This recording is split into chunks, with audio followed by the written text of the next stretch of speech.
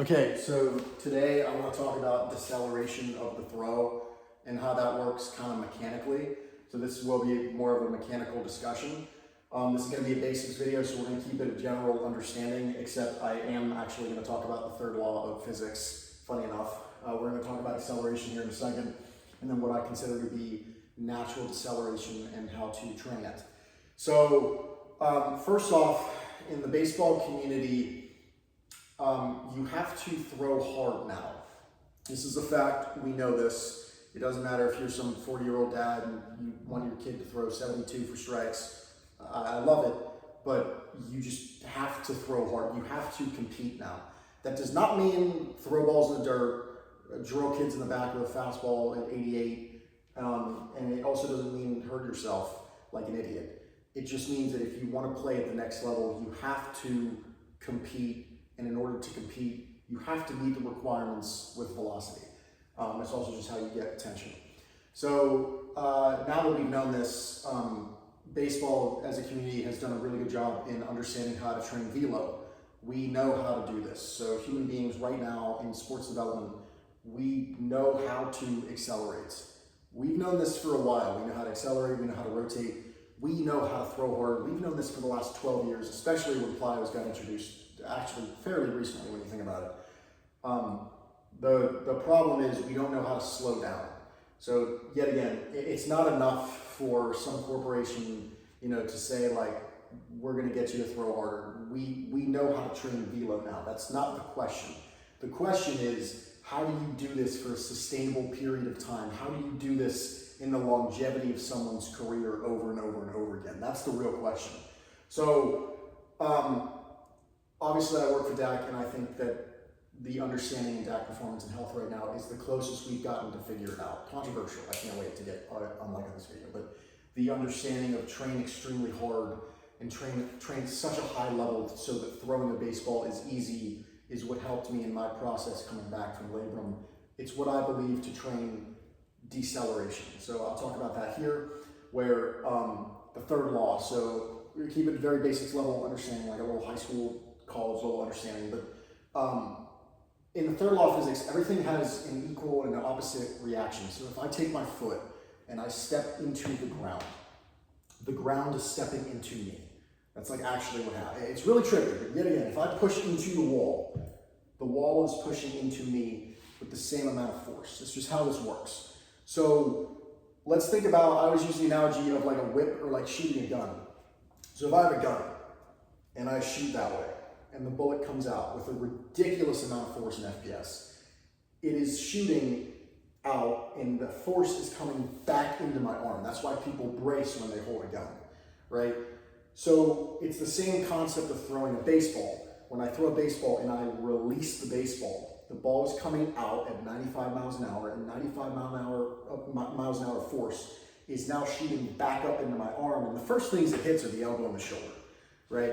So now we have to talk about how to train this mechanically. And the big thing that I've noticed in baseball right now, and it's a hot topic, is the lead leg block. And I think that's by far one of the best ways you can talk in terms of the lower half to train deceleration, right? So when we talk about lead leg block, that is, yet again, we are stepping into the ground, we're putting force into the ground, same thing as I just described, and the force is being absorbed back into us, and we are rapidly stopping. So what's actually happening in lead leg block is we are rapidly extending the knee, bracing with the lower half, the pelvis and the torso stop rapidly, and the ball is coming out aggressively. Not only does this turn our body into a whip and we get velocity, but since we are decelerating the torso, the pelvis, and the leg so fast, we are absorbing some of that force directly through that system. Obviously, it's still hitting the arm, right? So moving away from a mechanical discussion, now we have to talk more like anatomically. So if it's going to hit the arm, we have to train the arm. So I never liked when people said throw with your legs. That's okay. I never liked when people said you don't throw with your arm. The arm is along for the ride, and you throw with everything else. I get the mental cue, but that's not what's happening. You're putting force on the arm. When you throw, the most amount of force in the body is being put here and here. That's why we get hurt.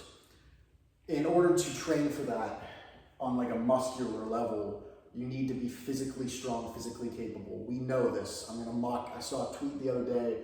It said the 3 things we need to train velocity. It was just a random tweet. I'm gonna keep it anonymous. 3 things we need to train velocity are you need strength in the weight room, nutrition, and then you need like a good cervical spine. It's like, dude, we know. Going back to this, I promise you we know how to train velocity. I know. We've known this for years now. We know how to accelerate. We know you gotta be strong. We know you gotta eat well. I promise you. We know you gotta rotate around the ribcage. Trust me. That's not the problem. The problem is we are throwing so hard, we don't have strong muscles to protect our tendons and ligaments, and then those things get hurt. So yet again, kind of a recap here, just with the 3rd law in terms of mechanics. We need to rapidly decel the pelvis to absorb it, to take some of that pressure off. And then we also need to be physically capable in terms of range of motion and strength so that our arm is capable of throwing 90, 95, 100 miles an hour.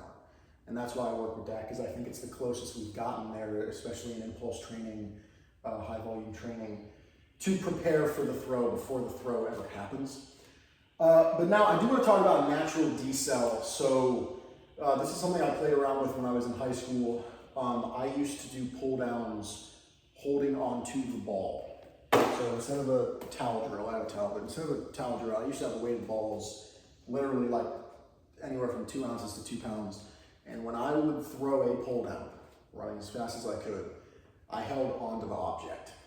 A lot of people immediately think this is going to blow out. No, that's not what happened. In fact, it was the hardest, healthiest I've ever thrown in my life after that pull down phase. Since you do not let go of the object, there is no equal and opposite force. You are controlling it naturally.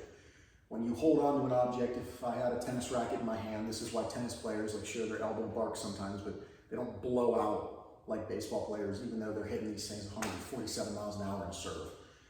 They naturally hold on to the racket and they naturally pronate and come through in the shoulder. The capsule is intact. It doesn't get dislodged. It doesn't get disrupted. So when you go to throw and hold on to an object, it is the same concept. You are naturally pronating it, which leads to a healthier arm action because it wants to naturally pronate, naturally decelerate in the throw. But when you let go of the object and you turn into a whip, sure, we're bracing here, but this rapid jolt back, it will hit the ligaments surrounding in the joints. So anyways, quick recap here, another basics video. When we're talking about deceleration mechanics, we know how to throw hard. That's not, we know how to train velocity mechanically. What we need to focus on at the same time as we're getting to 95, we need to make sure we prevent that 95 from hurting something. Everybody knows how to throw hard. We have to make sure we do this for a long period of time. 3rd law, if I punch the wall's punching into me, we can apply this to throwing a baseball. Likewise, we can train it. We can hold on to towels. I don't make guys do towel drills, but we can hold on to objects during pull downs. We can do shuffle throws and hold on to it. Stuff like that. I'm not a huge water bag guy, but it's the same concept. We're holding on to it, right? So just a quick recap here. This is another basics video. Hope you guys enjoyed. Let me know any questions you have.